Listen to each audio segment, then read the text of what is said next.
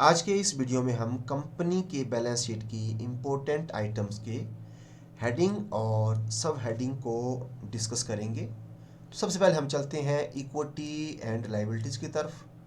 जो इक्विटी है उसमें टू हेडिंग्स होते हैं, फर्स्ट शेयर होल्डर फंड और सेकंड होता है shares application money pending allotment. और लायबिलिटीज़ के भी टू हेडिंग्स होते हैं, फर्स्ट जो है नॉन करंट लायबिलिटीज़ और करंट लायबिलिटीज़। तो आपको एग्ज़ाम में कुछ इंपॉर्टेंट आइटम्स दी हुई होती है और आपको कहा होता है कि हेडिंग और सब हेडिंग बताओ इन आइटम्स के। तो सबसे पहले हम जो है चलते हैं इक्विटी की तरफ। तो इक्विटी में मैंने आपको कहा कि दो मेन हेडिंग होते हैं, शेयर होल्डर फंड और share application money pending allotment. हम जो है कुछ इंपॉर्टेंट आइटम्स को ही डिस्कस करेंगे एग्जामिनेशन पॉइंट ऑफ व्यू से।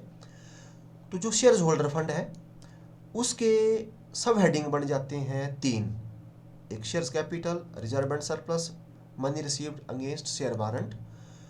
तो आपको आ सकती है आइटम जैसे ऑथोराइज्ड कैपिटल या issued capital, subscribed capital, called up capital, paid up capital, इनमें से किसी एक का नाम दिया है। आपको कहा है कि इसका हेडिंग और सब हेडिंग बताओ।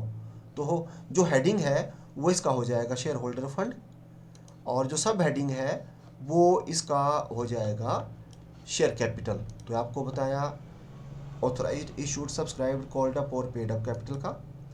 नेक्स्ट जो है जैसे आपको आ सकता है कोई भी रिजर्व, जैसे जनरल रिजर्व है, कैपिटल रिडम्पशन रिजर्व है, सिक्योरिटी प्रीमियम रिजर्व है, डिबेंचर रिडम्पशन रिजर्व है, वर्कमैन कंपनसेशन रिजर्व है, रिवैल्यूएशन रिजर्व है, या सिंकिंग फंड है, अदर कोई रिजर्व है।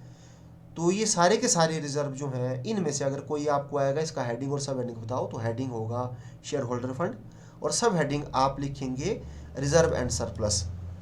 और इसके साथ साथ ये जो सरप्लस है, सरप्लस ये आता है इनकम स्टेटमेंट से।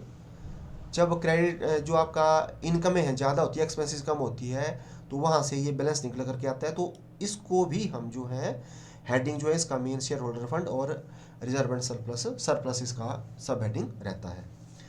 इसके बाद जो है आगे इम्पोर्टेंट आइटम्स अब आ जाती है आपकी लाइबिलिटीज़ में। तो लाइबिलिटीज़ में जो है एक होती है नॉन करंट, एक होती है करंट। तो नॉन करंट होती है जो हमने आफ्टर 1 ईयर जिनकी पेमेंट करनी होती है, और करंट होती है जो हमारे को विद इन 1 ईयर पे करनी पड़ती है। तो आप जो नॉन करंट है इसके भी आपके सब हेडिंग जो है 4 सब हेडिंग है, जैसे long term borrowing, deferred tax liabilities, other long term liabilities, long term provisions. तो हम इंपॉर्टेंट आइटम देखेंगे तो आपको आ सकती है जैसे डिवेंचर्स, या आपको आ सकता है बॉन्ड, या long term loans from bank, या कोई पार्टी है कोई और वहाँ से आपने लोन लिया है, या पब्लिक डिपॉजिट्स दिए हैं।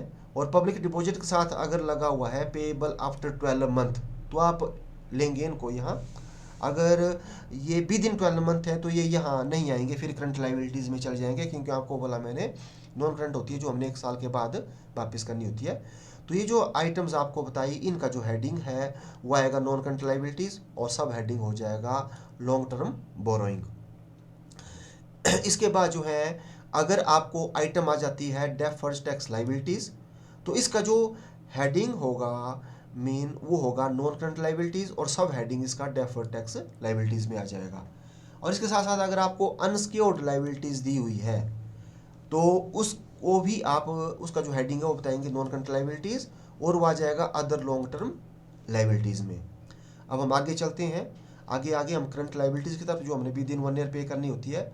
अगर आपको एग्जाम में आ जाता है बैंक ओवरड्राफ्ट, या कैश क्रेडिट फ्रॉम बैंक, या deposits loan and advance from related party, अगर इनमें से आपको कोई एक आइटम आ जाती है तो इसका जो हेडिंग है वो आप लिखेंगे करंट लाइबिलिटीज़ और ये आ जाएंगे शॉर्ट टर्म बोरोइंग।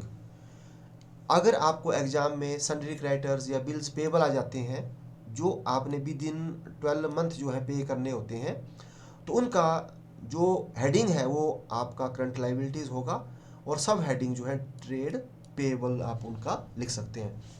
इसके साथ साथ अगर आपको आइटम्स में आ जाती है इनकम रिसीव्ड इन एडवांस, या अनपेड डिविडेंड, आउटस्टैंडिंग कोई एक्सपेंसेस है, या कॉल्स इन एडवांस है, अनक्लेम्ड डिविडेंड है, ठीक है, या जीएसटी जो है आपका पेएबल है, तो ये भी लाइबिलिटीज़ है, आपको भी दिन 1 ईयर पे करनी पड़ती है। तो इनका जो हेडिंग है इन सभी आइटम में से कोई आएगी तो इनका रहेगा करंट लाइबिलिटीज़ और सब हेडिंग इनका हो जाएगा अदर करंट लाइबिलिटीज में इनको बताएंगे। और अगर आपको कोई प्रोविज़न आ जाता है, जैसे प्रोविज़न फॉर डॉटफुल डेब्ट्स है, या प्रोविज़न फॉर एम्प्लॉय बेनिफिट है, या प्रोविज़न फॉर टैक्स आपको आइटम दी है, तो इसका जो हेडिंग है वो हो जाएगा आपका करंट लाइबिलिटीज़, और सब हेडिंग इसका आ जाएगा शॉर्ट टर्म प्रोविज़न। अब कुछ इंपॉर्टेंट आइटम्स हैं। अगर आपको प्रिलिमिनरी एक्सपेंसेस दिए हैं तो इनका जो हेडिंग है आप लिख सकते हैं शेयर होल्डर फंड, और सब हेडिंग में आप कर सकते हैं कि deduct from security premium reserve. इनको हम क्या करते हैं, सिक्योरिटी प्रीमियम रिजर्व में से लेस करते हैं। सेकंड नंबर पे आ जाता है आपका, जैसे अंडरराइटर कमीशन आपको दिया है तो इसका भी हेडिंग शेयर होल्डर फंड, और ये डिडक्ट हो जाएगा शेयर्स कैपिटल से। अगर आपको cost of issue of shares और डिवेंचर दिया हुआ है तो ये भी आपका इनका हेडिंग आपका शेयर होल्डर फंड होगा, और इनको भी आप डिडक्ट कर देंगे शेयर कैपिटल में से। अगर आपको शेयर फॉर फ्यूचर दिया हुआ है तो इसका भी हेडिंग आपका शेयर होल्डर फंड ही रहेगा, और it is added in paid up capital, इसको पेड अप कैपिटल में हम ऐड कर देंगे। अगर कॉल्स इन एरियर दिया है तो इसका जो हेडिंग है वो शेयर होल्डर फंड रहेगा, और it is deducted from paid up capital, इसको पेड अप कैपिटल में से लेस किया जाता है। और अगर आपको कॉन्टीजेंट लाइबिलिटीज़ दी है तो इसको जो है नोट टू अकाउंट में बताए जाते हैं, और ये जो है कहाँ शो किए जाते हैं note to account, show below balance sheet. पहले बैलेंस शीट बनेगी, उसके नीचे जो है नोट्स टू अकाउंट्स में ये कॉन्टीजेंट लाइबिलिटीज़ आती है। अब हम चलते हैं एसेट साइड। तो एसेट साइड में जो है हमारे पास हेडिंग होते हैं टू, एक नॉन करंट एक करंट। तो नॉन करंट में जो है आपके पास एक फिक्स्ड एसेट्स है सब हेडिंग, और दूसरा आपका नॉन करंट इन्वेस्टमेंट है, तीसरा डेफर्ड टैक्स एसेट्स है, एंड फोर्थ जो है लॉन्ग टर्म जो लोन्स एंड एडवांस है, and fifth other non current assets होती है। लेकिन हम इंपॉर्टेंट ही आइटम्स देख रहे हैं। तो इंपॉर्टेंट आइटम में देखो, अगर आपको आ जाता है land, building, plant and machinery, furniture and fixtures, vehicle, office equipment है, लाइव स्टॉक है, डेवलपमेंट ऑफ प्रॉपर्टी है, या अदर टेंजिबल फिक्स्ड एसेट्स है आपको दी हुई जिसको हम टच कर सकते हैं, किसी कोई स्पेसिफाई की है कोई, अगर इनमें से कोई आपको आ जाती है तो उनका हेडिंग आप लिखेंगे नॉन करंट एसेट्स, और सब हेडिंग जो है आपका आ जाएगा फिक्स्ड एसेट्स के अंडर टेंजिबल एसेट्स। अगर आपको जो है सेकंड, अगर आपको दी है goodwill, patent, copyright, intellectual property right, या ब्रांड या ट्रेडमार्क दिया है, या कंप्यूटर सॉफ्टवेयर दिए हैं, माइनिंग राइट्स दिए हैं, लाइसेंस एंड फ्रेंचाइजी दिए हैं, तो ये सब जो है आपकी एसेट्स हैं, लेकिन ऐसी एसेट्स है इंटेंजिबल है, तो इनका जो हेडिंग है वो होगा नॉन करंट एसेट्स, और ये फिक्स्ड एसेट्स के अंतर्गत कहाँ आएगी, इंटेंजिबल एसेट्स जो है इनका सब हेडिंग ये रहेगा। इसके बाद अगर आपको दिया हुआ है इन्वेस्टमेंट मोर देन 12 मंथ, आपने कहीं इन्वेस्ट किया है और आपको टाइम पीरियड दिया है, आपने 1 साल से ज़्यादा अवधि के लिए किया है, 2 साल, 5 साल, 10 साल, जैसे आपने इन्वेस्ट किया है इक्विटी शेयर्स में, डिवेंचर्स में, प्रेफरेंस शेयर्स में, बॉन्ड में, या किसी गवर्नमेंट सिक्योरिटीज़ में किया है, या ट्रस्ट सिक्योरिटीज़ में किया है, म्यूचुअल फंड में किया है, या पार्टनरशिप फर्म में किया है, तो ये जो है इनका सब हेडिंग आपका रहेगा नॉन करंट इन्वेस्टमेंट, और हेडिंग इनका होगा नॉन करंट, ये आपके एसेट्स में ये आएंगी। और इसके बाद जो है अब हम, अगर आपको दिया है कि आपने इन्वेस्टमेंट की हुई है लैंड में, या आपने किया बिल्डिंग में, और वहाँ से आपको मिल रहा है रेंट, ठीक, अगर आपने बिल्डिंग और लैंड बनाई हुई है तब तो वो आ जाएगी नॉन करंट में और टेंजिबल एसेट्स में, लेकिन आपने रेंट के पर्पज़ से बनाई हुई है तो वो आपकी इन्वेस्ट हो गई, इन्वेस्टमेंट हो गई आपकी वो, तो उसको आप बताएंगे नॉन करंट एसेट्स में, ये इनका हेडिंग रहेगा, और सब हेडिंग रहेगा नॉन करंट इन्वेस्टमेंट। अब आगे चलते हैं।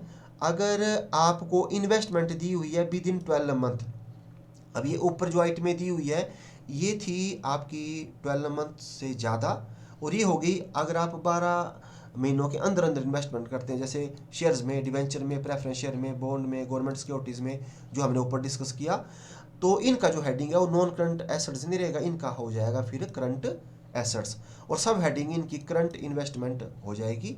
और इस तरह जो आपकी रेंट है वो भी आपने शॉर्ट टर्म्स के लिए दिया है, जैसे 12 महीने से कम के लिए, तो अगर आपको जो आपकी लैंड है उससे या बिल्डिंग से जो रेंट मिल रहा है वो 12 मंथ से कम है, तो उसको भी आप जो है हेडिंग उसका बताएंगे करंट एसेट्स, और सब हेडिंग बताएंगे करंट इन्वेस्टमेंट। इसके बाद नेक्स्ट चलते हैं। अगर आपको रॉ मटेरियल दिया गया है, वर्क इन प्रोग्रेस दिया है, फिनिश्ड गुड्स दिया है, स्टॉक इन ट्रेड या स्टोर्स एंड स्पेयर्स दिए हैं, लूज टूल्स दिए हैं या गुड्स इन ट्रांजिट दिया है, तो ये सब आ जाती है करंट एसेट्स में। इनका हेडिंग आप करंट एसेट्स लिखेंगे और सब हेडिंग इनका आ जाता है इन्वेंट्रीज में। तो ये सब आती हैं इन्वेंट्री स्टॉक में, इन्वेंट्रीज में।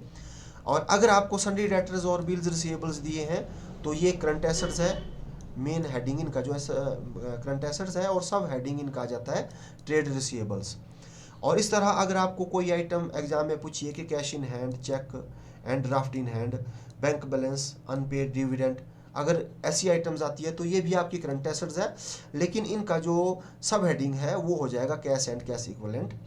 और इसके बाद अगर आपको एग्जाम में prepaid expenses, accrued income, advance taxes या डिविडेंड रिसीवेबल्स, मतलब आपको ये दिया हुआ है, तो इनका भी हेडिंग आपका करंट एसेट्स ही होगा, लेकिन सब हेडिंग इनका हो जाएगा other current assets. Thank you.